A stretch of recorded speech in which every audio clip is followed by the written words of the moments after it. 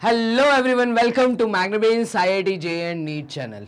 मैग्नाब्रेन्स अकेला एक ऐसा प्लेटफॉर्म जो complete NCERT book, NCERT exemplar और बेस्ट पब्लिशर्स की बुक आपको कंप्लीट थ्योरी और न्यूमेरिकल्स के साथ यहाँ पर प्रोवाइड करते हैं। इसी के साथ में एक अकेला ऐसा चैनल जो आप लोगों को एनटीएससी एग्जाम, ओलंपियाड एग्जाम और जो चैनल आप वॉच कर रहे हैं इसके थ्रू आपको तैयार करवा रहा है आईआईटी जेईई के लिए भी। तो ये है फाउंडेशन चैनल जो आप वॉच कर रहे हैं। जल्दी से वीडियो को कर दीजिए एक लाइक और चैनल को कर लीजिए सब्सक्राइब। और शुरुआत करते हैं इस वीडियो की। तो इस वीडियो में आप लोग क्या कवर कर रहे हैं? इस वीडियो में आप लोग कवर कर रहे हैं प्रपोर्शन और वेरिएशन के क्वेश्चंस को। तो जो टॉपिक आप देख रहे हैं वो है रेशियो, प्रपोर्शन एंड वेरिएशन, जहां पे आप लोगों को ये सेकंड डीपीपी प्रोवाइड की जा रही है। दैट मीन्स ये जो आप डीपीपी वॉच कर रहे हैं जहां पे पार्ट 1 लिखा है, ये जो डीपीपी है ये दोनों चीजों पे, दोनों टॉपिक आपने जो एक सेकंड लेक्चर पढ़ा होगा जो था आपका प्रपोर्शन पे, एक आपने थर्ड लेक्चर सुना होगा जो कि था वर्ड वेरिएशन पे, जहां पे वर्ड वेरिएशन के थ्रू मैंने आपको समझाया था कि कितने तरह के वेरिएशन के क्वेश्चंस आपको आ सकते हैं। तो एक डायरेक्ट वेरिएशन, इनडायरेक्ट वेरिएशन, फिर मैंने आपको बताया था जॉइंट वेरिएशन, कंबाइंड वेरिएशन। तो ये सारे वेरिएशंस मैंने वेरिएशन वाले टॉपिक में बहुत अच्छे से आपको समझाया और कवर करवाए थे। तो अब वहाँ पे कुछ क्वेश्चंस थे जो कि मुझे लगता था कि डीपीपीज में आपको देने चाहिए। तो इस वीडियो में मैं वो 5 क्वेश्चन कवर करूँगा जो कि प्रपोर्शन वीडियो पे बेस्ड होंगे और वेरिएशन वीडियो पे बेस्ड होंगे। अब आपको करना क्या है? तो आपको सबसे पहले तो कंप्लीट थ्योरी बहुत अच्छे से पढ़नी है। तो 3 वीडियोस जो कि रेशियो, प्रपोर्शन एंड वेरिएशन पे मैंने आपको थ्योरी लेक्चर्स दिए। उसके बाद आपको डीपीपी 1 जो कि सिर्फ आपकी थी वर्ड रेशियो पे डिपेंड, और ये डीपीपी 2 जिसका पार्ट 1 आप वॉच कर रहे हैं जहां पे आपको मिल रहे हैं सिर्फ 5 क्वेश्चन। इसको पूरा आप खुद से सॉल्व करके देखिए और क्वेश्चन का सॉल्यूशन वीडियो आप वॉच कर ही रहे हैं। अगर आपने क्वेश्चन खुद से सॉल्व नहीं किए हैं तो मैं आपको यहाँ पे बोलना चाहूँगा कि भाई एक बार अभी जैसे ही मैं आपको क्वेश्चन दिखाऊं तो आप वीडियो को करें यहाँ पे पॉज, क्वेश्चन को खुद से सॉल्व करके लगाएं। ठीक है, खुद से सॉल्व करें, खुद से देखें कि आपसे बन रहा है कि नहीं बन रहा, और अगर आपसे नहीं बन रहा, गलती कहाँ हो रही है, तब आप सॉल्यूशन को रिज्यूम करके देखिए। ठीक है, तो एक बहुत अच्छा तरीका आपको क्वेश्चंस की प्रैक्टिस से मैग्नाब्रेन्स के प्लेटफॉर्म पे ही मिलेगी। चलिए शुरुआत करते हैं, लेकिन इससे पहले आपको ये बता दें, जब आप हमारे चैनल से जुड़ते हैं, मतलब आप जब Magnabrains IIT JEE and NEET channel से जुड़ते हैं जहां पे आपको मिल रही है 100% फ्री एजुकेशन, इसके साथ आपको और क्या क्या फायदे, तो यहाँ पे हर टॉपिक को प्रॉपर एक्सप्लेन करते हुए आपको डीपीपी सॉल्व करवाई जाती हैं, उनके सॉल्यूशन वीडियोस भी प्रोवाइड किए जाते हैं। इसी के साथ में आपको यहाँ पे मिलते हैं स्ट्रेस मैनेजमेंट रिलीव्ड, मतलब कुछ ऐसे कि स्ट्रेस को कैसे मैनेज करना है, कैसे उसको रिलीव करना है, इससे रिलेटेड वीडियोस भी अकेले इसी चैनल पे आपको मिलते हैं। टेस्ट पेपर्स आपको मिलते हैं, एमसीक्यूज, और आपको तैयारी करवाई जाती है complete IIT JEE and NEET की। तो अगर आपका सपना है अच्छे कॉलेज से इंजीनियरिंग करने का या डॉक्टर बनने का, और आपको ये दोनों एग्जाम्स क्लियर करने हैं जो हैं आईआईटी जेईई एंड नीट, तो ये चैनल है आपके काम का। तो चलिए शुरुआत करते हैं। पहला सवाल आप लोगों के लिए जो यहाँ पे वर्ड प्रपोर्शन और वेरिएशन से बनता हुआ मुझे यहाँ पे दिख रहा है। तो वर्ड प्रपोर्शन में आपने पढ़ा था कंपोनेंडो एंड डिविडेंडो वाली चीजें, ठीक है, ऑल्टरनेंडो, इन्वर्टेंडो, ये जो वर्ड्स आपने पढ़े थे वहां से रिलेटेड एक सवाल आप लोगों के सामने है। क्या बोल रहा है ये सवाल कि अगर 7x + 4y, क्या बोल रहा है, ये कह रहा है, अगर मैं पेन का यहाँ पे चूज कर लूं तो यहाँ पे देखिएगा 7x + 4y का रेशियो बनाया हुआ है, किसके साथ बनाया हुआ है, ये बनाया हुआ है 7x - 4y के साथ। ठीक है, तो ये रेशियो प्रपोर्शन में दिया है इस रेशियो के साथ, मतलब ये जो सिंबल है ये प्रपोर्शन का सिंबल है, मतलब ये इक्वल टू का सिंबल है। तो इसको क्यों ना मैं जब मैथमेटिक लैंग्वेज में लिखूंगा तो इस प्रपोर्शन सिंबल को, इस स्टेटमेंट को मैं चेंज करूंगा मैथमेटिकल स्टेटमेंट में, और ये हो जाएगा आपका 7p + 4q upon 7p - 4q। Then show that x, y, p and q are in proportion. आपको क्या शो करना है, तो यहाँ पे मैं लिख देता हूं, मुझे जो शो करना है, मुझे ये शो करना है to show that x, y, p, q, x upon y is equals to p upon q। अगर मैं सिंपल लैंग्वेज में बात करूं तो मुझे बेसिकली ये दोनों रेशियोज को इक्वल टू दिखा के मुझे एक स्टेटमेंट प्रपोर्शन का यहाँ पे दिखाना है कि x is to y is in proportion to p is to q। Clear है? तो इस चीज को दिखाने के लिए हम यहाँ पे क्या कर सकते हैं, देखिएगा, अगर मैं यहाँ पे कंसेप्ट लगा दूं कंपोनेंडो एंड डिविडेंडो का, तो यहाँ पे क्या मैं ऐसा बोल सकता हूं कि यहाँ पे ये 7x प्लस 4y एक ब्रैकेट में आ जाएगा और इसके साथ ऐड हो जाएगा क्या, तो इसके साथ ऐड होगा 7x माइनस 4y और नीचे क्या आएगा, तो नीचे आपका आ जाएगा 7x plus 4y minus 7x minus 4y which is equals to, यहाँ पे रहेगा आपका 7p plus 4q added with denominator that is 7p minus 4q। ऐसे नीचे पूरे डिनोमिनेटर में क्या आ जाएगा, तो ये आएगा 7p plus 4q minus 7p minus 4q। अब देखिए कई स्टूडेंट्स को यहाँ पे प्रॉब्लम होगी कि भैया ये कैसे हुआ, सर कॉम्पोनेंडो एंड डिविडेंडो कैसे लगाया, ये समझा दीजिए। तो एक काम कर लेता हूँ, मैं आपको एक शीट लेके वहाँ पे पहले तो कॉम्पोनेंडो डिविडेंडो थोड़ा सा फिर से एक रिवाइज करा देते हैं। अगर आपको ध्यान हो तो हमने कॉम्पोनेंडो में क्या किया था, तो कॉम्पोनेंडो में हमने क्या किया था, बेसिकली हमने यहाँ पे +1 किया था, हमें एक रेशियो दिया था a:b बोला था, which is in proportion to c:d हमें बोला था। तो यहाँ पे a/b में मैंने +1 दोनों साइड पे किया था जब मैंने इक्वल टू का साइन लिखा था। तो कॉम्पोनेंडो में बेसिकली हमने +1 किया था, और डिविडेंडो की अगर हम बात करें तो बेसिकली डिविडेंडो में हमने क्या किया था, तो इसके अंदर हमने a/b में -1 दोनों साइड पे किया था। तो यहाँ पे जो ये इक्वल टू का साइन ac/d -1, ऐसा करने पे दोनों साइड पे हमें मिला था a plus B upon B which is equals to c plus D upon D, और इस साइड पे हमें मिला था a minus B upon B which is equals to c minus D upon D. और जब हमने दोनों को साथ लगाया था, कॉम्पोनेंडो डिविडेंडो दोनों जब साथ में लगाया था, तब हमने क्या किया था, अगर आपको याद हो, तब हमने ये कहा था कि जब दोनों को साथ में लगाना है कॉम्पोनेंडो एंड डिविडेंडो, तो इस केस में इस चीज को डिवाइड करना है इस चीज से, मतलब a plus B upon B को आपको डिवाइड करना था किसके साथ, a minus B upon B के साथ, ठीक है, which is equals to c plus D upon D upon c minus D upon D. और ऐसा करने पे जब ये इसके सामने जाके ये वाला फ्रैक्शन इस फ्रैक्शन के सामने जाके मल्टीप्लाई होता है तो ये इन्वर्स हो जाता था, b से b कट जाएगा और ये हो जाएगा a plus B upon a minus B which is equals to c plus D upon c minus D. तो ये था आपका एक तरीका कॉम्पोनेंडो डिविडेंडो लगाना, मतलब जो ऊपर दिया है वही नीचे, बस साइन का चेंजेस होना चाहिए था, A B plus minus C D plus minus, और यही चीज हमने यहाँ पे सॉल्व की है इस साइड में। क्लियर है ये चीज?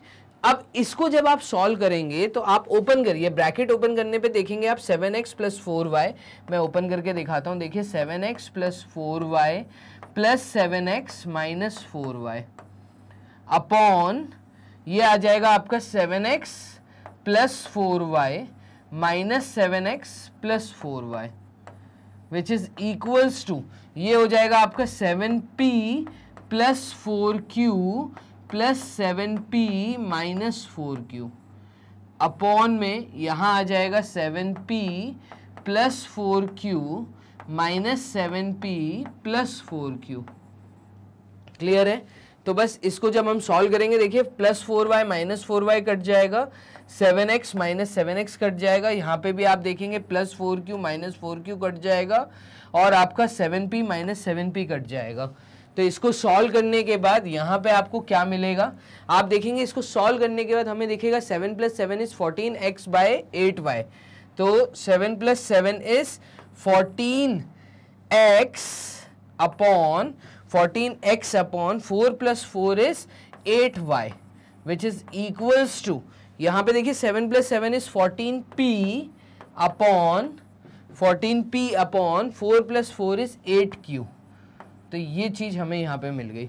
अभी देखिए ये 8 यहाँ चला जाएगा, ये 8 यहाँ जाएगा तो 8 से 8 कट जाएगा, ये 14 नीचे आ जाएगा तो 14 से 14 कट जाएगा। हम कहेंगे x by Y is equals to P by Q.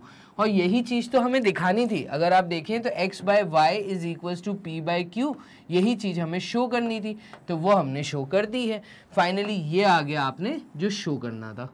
तो यहाँ पे कॉम्पोनेंडो एंड डिविडेंडो का मैंने कंसेप्ट लगाया। कुल मिला के हमें जो चीज़ें प्रोपोर्शन में बतानी थी वो हमने प्रोपोर्शन में बता दी। इसी चीज़ को हम लिख सकते हैं x is to Y as p is to q।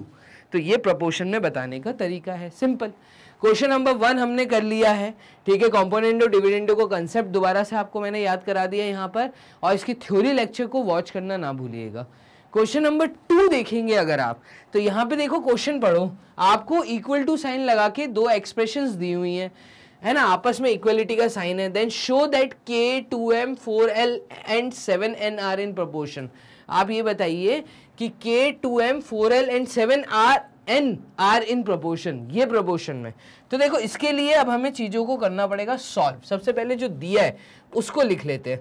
देखिए 3k प्लस 4l, ठीक है, प्लस 6m प्लस 7n, ये दिए, अपॉन में यहाँ पे आ जाएगा 3k plus 4l minus 6m minus 7n, which is equals to 3k minus 4l plus 6m minus 7n, upon में यहाँ पे दिया है 3k minus 4l minus 6m plus 7n। देखिएगा हमें क्या शो करना है, हमें शो करना है, वो शो करने वाली चीज मैं यहाँ लिख देता हूँ कि k upon 2m is equals to 4l upon 7n। तो देखिए हमें k बाय m लेकर आना है, तो k बाय m लेकर आना है। इसके लिए हम क्या करेंगे, तो हमें दिख रहा है देखो KLMN। तो अगर मैं यहाँ पे इसको देखूं तो KL का कॉम्बिनेशन यहाँ पे हमें मिल रहा है, और यहाँ पे हमें मिल रहा है MN का कॉम्बिनेशन। क्या मैं ऐसा लिख सकता हूँ नेक्स्ट स्टेप कि 3k प्लस 4l एक ब्रैकेट में डाल दो, इन दोनों टर्म्स को एक ब्रैकेट में डाल दो, यहाँ पे प्लस का साइन और यहाँ पे आ जाएगा 6m प्लस 7n। इन दोनों को मैंने एक ब्रैकेट में डाल दिया। देखो ये तीनों टर्म आपस में एडिशन में है। तो आपने जब आप छोटी क्लासेस में थे, जब आप 7th 8th 9th में थे, तब आपने वहाँ पे 4 प्रॉपर्टीज पढ़ी थी जो आपने रैशनल नंबर चैप्टर में या नंबर सिस्टम में पढ़ी थी। वो प्रॉपर्टीज थी आपकी closure property, commutative property, associative property, distributive property. Associative property आपको सिखाती है ब्रैकेट्स लगाना। तो यहाँ पे हमने क्या किया, हमने कोई भी दो नंबर्स को लेके आपस में ब्रैकेट में डाल दिया। इससे फायदा क्या मिलेगा, इससे आप कॉम्पोनेंडो डिविडेंडो की नज़र से देख पाएंगे। देखो फायदा क्या मिलेगा, अगर मैं लिखूं तो देखिए इस साइड का न्यूमरेटर मैंने लिखा, नीचे क्या मैं लिख सकता हूँ 3k प्लस 4l, एकदम सिमिलर है ये दोनों वैल्यू, ऊपर नीचे एकदम सिमिलर है। यहाँ पे अगर इन दोनों टर्म से मैंने नेगेटिव साइन ले लिया तो ब्रैकेट में आएगा 6m प्लस 7n। आप देख रहे हैं, देखिए क्या दिख रहा है आपको, a plus B, a minus B. तो कॉम्पोनेंडो डिविडेंडो दिख रहा है, ठीक है।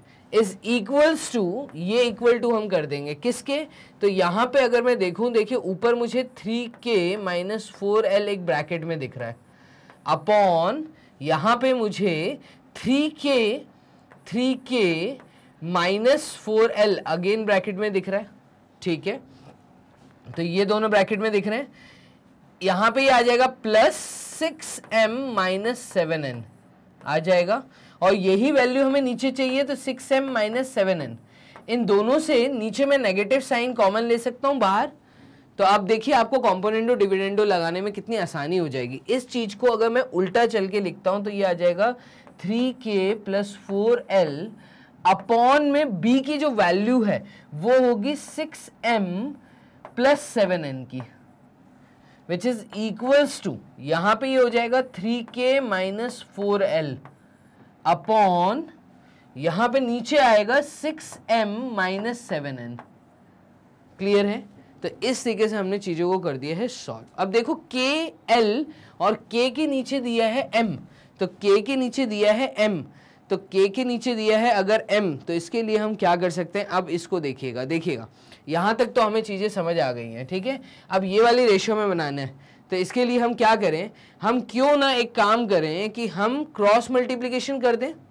अगर हम क्रॉस मल्टीप्लिकेशन करते हैं तो इससे हमें क्या फ़ायदा मिलेगा, देखिएगा। हम क्या ऐसा बोल सकते हैं कि नीचे सॉल्व करने पे हमें, देखिए यहाँ पे 6m + 7n मिला है, यहाँ पे हमें 3k + 4l मिला है। तो देखिए हमें 4l तो मिल रहा है, हमें k के टर्म्स में मिल रहे हैं। तो यहाँ पे अगर जो हमें प्रूव करना था, हम एक तरीका ये भी कर सकते हैं कि k/4l प्रूव कर दें। तो k/4l प्रूव करना है, इसके लिए हम एक काम कर सकते हैं, क्यों ना क्रॉस मल्टीप्लिकेशन करें। वाइट पेन से मैं कर देता हूं। देखो क्रॉस मल्टीप्लिकेशन करते हैं तो ये हो जाएगा हमारा 3k + 4l अपॉन, ये वैल्यू इसके नीचे आ जाएगी, तो ये हो जाएगा 3k - 4l which is equals to, ये वैल्यू ऊपर चली जाएगी, तो ये वैल्यू ऊपर जाएगी, तो ये हो जाएगा 6m + 7n अपॉन, यहाँ पे हो जाएगा 6m - 7n, ऐसे भी लिख सकते हैं। तो ये हमने चीज़ें लिख दी। अब देखिए यहाँ पर हमें कुछ चीज़ें बनती हुई नजर आएंगी। अगर दोबारा से कॉम्पोनेंटो डिविडेंडो यहाँ लगाते हैं तो ये हो जाएगा 3k + 4l एक ब्रैकेट में, प्लस नेक्स्ट ब्रैकेट में आएगा 3k - 4l अपॉन में आ जाएगा 3k + 4l minus 3k - 4l which is equals to 6m + 7n एक ब्रैकेट में एडेड विथ, इसके नीचे क्या दिया है, तो ये हमें दिया था 6m। तो यहाँ पे स्पेस थोड़ा सा हमें कम पड़ रहा है, एक काम करते हैं, हम एक दूसरी शीट पे लिख लेते हैं। तो इसको यहाँ से हटा देते हैं और यहाँ पे हम कॉम्पोनेंटो डिविडेंडो लगा के दिखाएंगे बेसिकली। चलिए, तो ये हमने जो वाइट वाली लिखी है, एक शीट एक्स्ट्रा ले लेते हैं। तो यहाँ पे ये आ जाएगा 3k प्लस, पीछे जाए, 3k + 4l, तो 3k + 4l अपॉन, हमें क्या दिया था, तो हमें दिया था यहाँ पे 3k + 4l के बाद 3k - 4l नीचे, तो ये था 3k - 4l, ठीक है। तो हमें यही सेम वैल्यू नीचे लिखनी है, तो ये वैल्यू नेगेटिव के साथ यहाँ पे आ जाएगी, ये आ जाएगी 3k + 4l, ठीक है। और ऊपर हमें क्या लिखना था, तो ऊपर हम इसको हटा देते हैं, ऊपर हमें लिखना था यहाँ पर 3k + 4l plus 3k - 4l which is equals to, इससे फायदा क्या मिलेगा, इससे आप देखेंगे कि मेरा +4l - 4l कट जाएगा। जब कॉम्पोनेंटो डिविडेंडो लगाऊंगा यहाँ पर, तो ये चीज़ें हमें कटती हुई नजर आएंगी। देखिएगा यहाँ पे ये है 6m + 7n, 6m + 7n, तो 6m + 7n ऊपर है, नीचे भी आएगा 6m + 7n, ठीक है। ये माइनस के साथ और ये फिर प्लस के साथ, तो नीचे डिनोमिनेटर में क्या था, पीछे आ जाइए, ये था 6m - 7n, तो 6m - 7n, और यहाँ पे ये आएगा 6m - 7n। क्लियर है।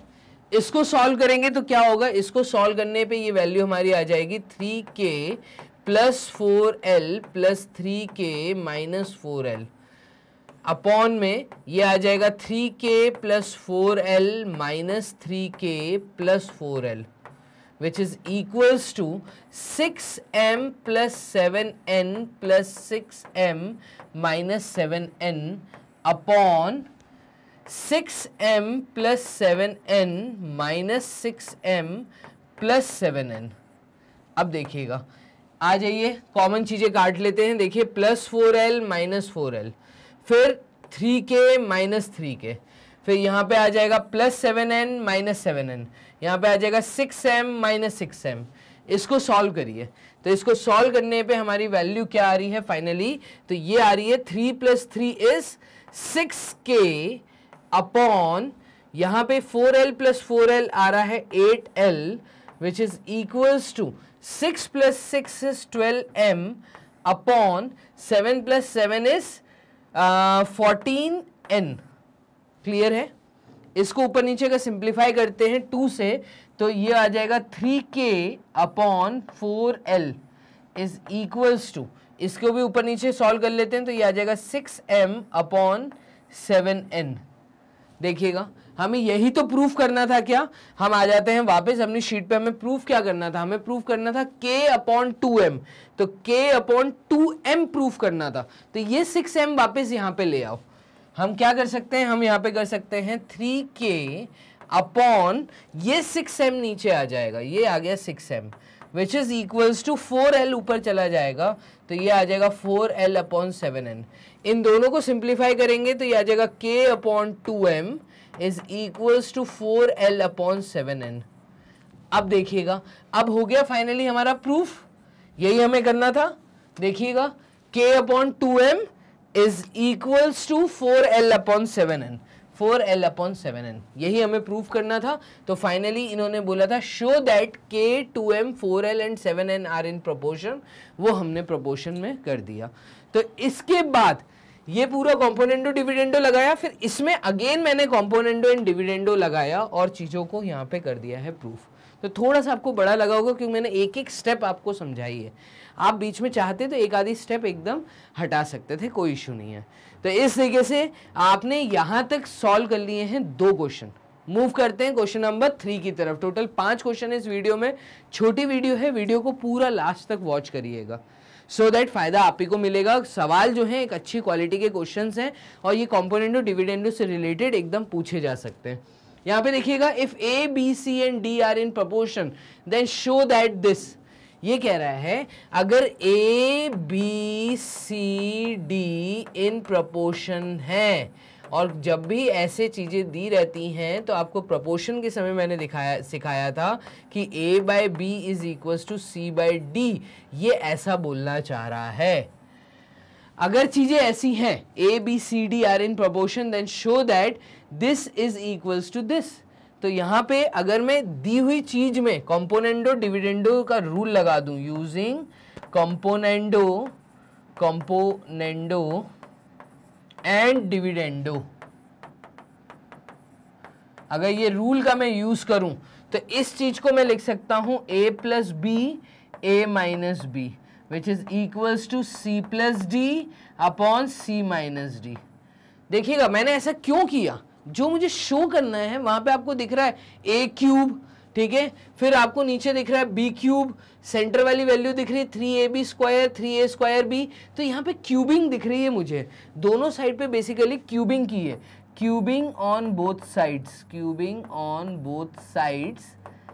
अगर मैं देखूं तो दोनों साइड पे क्यूबिंग की हुई है, तो यहाँ पर अगर मैं क्यूबिंग कर दूं दोनों साइड पे तो ये आपका हो जाएगा a+b का होल क्यूब अपॉन a-b का whole cube which is equals to c+d का होल क्यूब अपॉन c-d का होल क्यूब।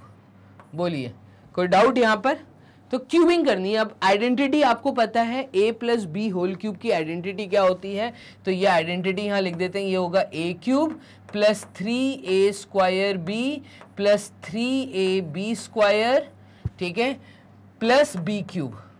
ये सिर्फ इसको एक्सपैंड करने पे ये आ जाएगा अपॉन a-b होल क्यूब की आइडेंटिटी होगी a³ minus 3a² plus 3ab² plus b³ which is equals to c+d का होल क्यूब, तो ये आ जाएगा c³ plus 3c² plus 3cd² plus d³ upon में यहां पर आएगा c³ minus 3c² plus 3cd² minus d³।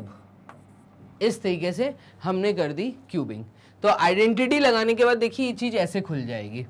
अब आपको एक चीज यहां पे देखने को मिलेगी, वो ये कि देखिए इसमें अगर मैं चीजों को स्प्लिट करूं, इन दोनों को एक ब्रैकेट में डाल दूं, इन दोनों को एक ब्रैकेट में डाल दूं, तो इसको मैं लिख सकता हूं a³ प्लस 3a² को एक ब्रैकेट में, ठीक है। अब यहां पर इसको ना डालते हुए एक काम करते हैं, हम क्या कर देते हैं, हम इसको ले लेते हैं, हम इसको रीअरेंज करके ले लेते हैं। तो देखो ए क्यूब प्लस 3ab² को ले लेते हैं, क्योंकि इसके साथ पॉजिटिव साइन है तो इसको आगे कर देते हैं, इसको पीछे कर देते हैं। तो इन दोनों को एक ब्रैकेट में ले लिया, a cube plus 3ab² plus next bracket में 3a²b, ठीक है, प्लस b³। सर ऐसा क्यों किया?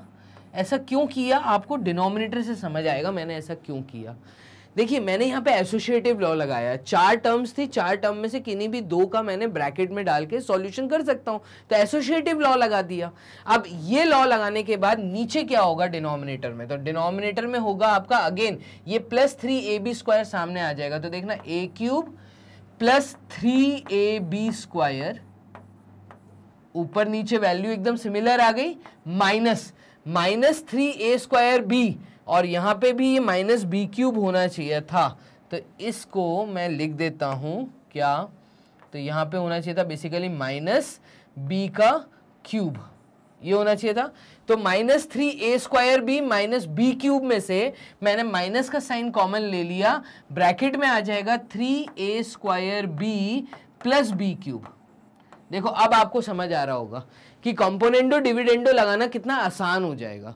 यहां पे मैंने इसको a³ और 3ab² को एक ब्रैकेट में लिया, नीचे भी मैंने a³ प्लस 3ab² को ब्रैकेट में लिया, माइनस 3a²b माइनस b³ में से मैंने नेगेटिव साइन कॉमन ले लिया, ठीक है, विच इज इक्वल्स टू यहां पे इक्वल टू क्या आएगा, तो ये आ जाएगा c³ plus 3cd² plus 3cd², ये एक ब्रैकेट में आ जाएगा, प्लस नेक्स्ट ब्रैकेट में आएगा 3c² प्लस d³, ये एक ब्रैकेट में आएगा, अपॉन यहां पे नीचे देखिएगा ये आ जाएगा c³ प्लस 3cd² d के पावर में 2, ये वाला, और यहां से माइनस फिर से मैं कॉमन लूंगा तो ये माइनस बाहर आ गया, और ब्रैकेट में आ जाएगा 3c²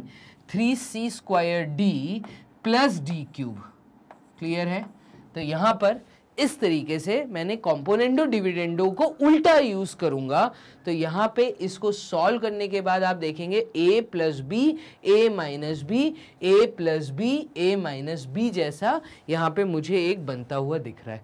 अब देखो मैं एक एक्स्ट्रा शीट ले लेता हूं, एक्स्ट्रा शीट पे मैं डायरेक्टली लिख दूंगा a³ plus 3ab² upon 3a²b plus b³ आ जाएगा। तो यहाँ पे एक एक्स्ट्रा शीट ले लेते हैं और वहां पे लिख लेते हैं।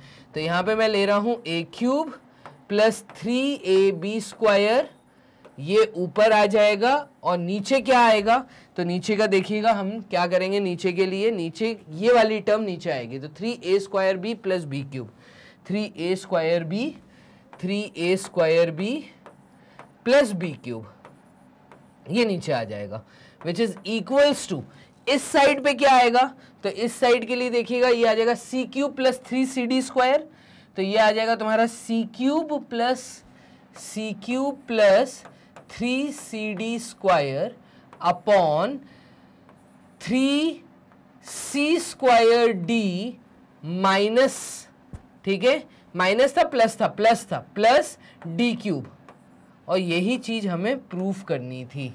देखिएगा आए वापस सवाल के ऊपर, तो सवाल के ऊपर आएंगे, यही चीज हमें दिखानी थी, a³ 3ab², नीचे क्या है 3a²b प्लस b³ ये नीचे है, which is equals to c³ plus 3cd², ये रहा, नीचे क्या है 3c² d प्लस d³। तो यही तो हमने यहाँ पे सॉल्व करके दिखाया, यही हमें फाइनली शो करना था, जो हमने शो कर दिया using the concept of componendo and dividendo. तो टोटल 3 क्वेश्चन आपने इस वीडियो में देखे जो componendo dividendo theory lecture proportion पे डिपेंड थे, ठीक है। अभी थ्योरी लेक्चर वेरिएशन पे भी डिपेंड 2 क्वेश्चन हम यहाँ पे पिक कर लेते हैं। चलिए इस सवाल को देखिएगा, क्या बोला है, 4 men each working 6 hours per day, 4 आदमी हैं, चारों के चारों 6 घंटे एक दिन में काम करते हैं। तो कितने आदमी है, नंबर ऑफ मेंस की अगर मैं बात करूं तो देखिएगा नंबर ऑफ मेन कितने हैं, 4 है, ठीक है। कितना घंटे काम कर रहे हैं, तो वर्किंग आवर्स कितने हैं, तो वर्किंग आवर्स है 6 आवर्स हर दिन। Can build a wall in 9 days, और वो कितने दिन काम मतलब वॉल अपना काम कंप्लीट कर पाते हैं 9 days के अंदर। अगर 4 लड़के मिलके 6 घंटे काम करते हैं तो 9 दिन में वो एक वॉल बना के रेडी कर सकते हैं।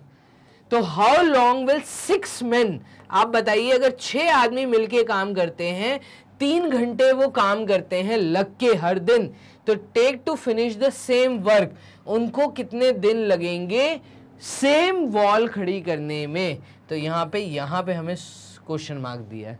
देखो अभी लोग 4 थे, 6 घंटे काम कर रहे थे तो 9 दिन लग रहे थे। अब मैंने लड़के बढ़ा दिए बट वर्किंग आवर्स कम कर दिए, तो यहाँ पे नंबर ऑफ डेज ज्यादा लगेंगे या कम लगेंगे, तो ये चीज हमें कैलकुलेट करनी है। देखिए 4 लोग मिलके 6 दिन, तो यहाँ पे क्या मैं ऐसा बोल सकता हूँ कि नंबर ऑफ मैन जो था, नंबर ऑफ मैन यहाँ पे जो m दिया था, number of man is proportional to number of hours. भाई अगर मैं घंटों के साथ इसका कॉम्बिनेशन करता हूं, देखना 4 लोग मिलके 6 घंटे में काम कर पाते हैं, ठीक है, तो 6 लोग मिलके 3 घंटे लगा रहे हैं, ज्यादा लोग हो गए घंटे कम हो गए एकदम। क्या ऐसा मैं बोल सकता हूं ये इनडायरेक्ट प्रोपोर्शन है? तो यहाँ पे नंबर ऑफ मैन जो था वो प्रोपोर्शनल था नंबर ऑफ आवर्स के साथ। अभी मैन का दोबारा मैं करता हूं दिन के साथ, ठीक है, तो क्या रिलेशन बन रहा है देखना, m for man, m is proportional to, m किसके प्रोपोर्शनल है? अगर 4 लड़के 9 दिन काम कर पा रहे हैं 9 दिन में, तो 6 लड़के मिलके ज्यादा लड़के कर देंगे तो लोग कम हो जाएंगे, लड़के बढ़ा रहे हैं लोग कम हो रहे हैं। अगेन यहाँ पे आप देखेंगे कि नंबर ऑफ डेज के भी प्रोपोर्शनल में है, मतलब जो m है एक वेरिएबल जो है वो दोनों के साथ इनडायरेक्टली प्रोपोर्शनल है। तो जब वो दोनों के साथ इनडायरेक्टली प्रोपोर्शनल है तो क्या मैं ऐसा बोल सकता हूं कि यहां पर मैं कंबाइंड प्रोपोर्शन और जॉइंट वेरिएशन, जो हमने कंबाइंड वेरिएशन और जॉइंट वेरिएशन पढ़ा था उसके अंदर देखिए इन्वर्सली होता तो हम क्या कर रहे थे, यहाँ पे कुल मिला के हम क्या कर रहे थे, तो हम कोई भी एक अगर रेशियो पकड़ के भी सॉल्व करते हैं तो हमारा आंसर निकलता हमें आएगा।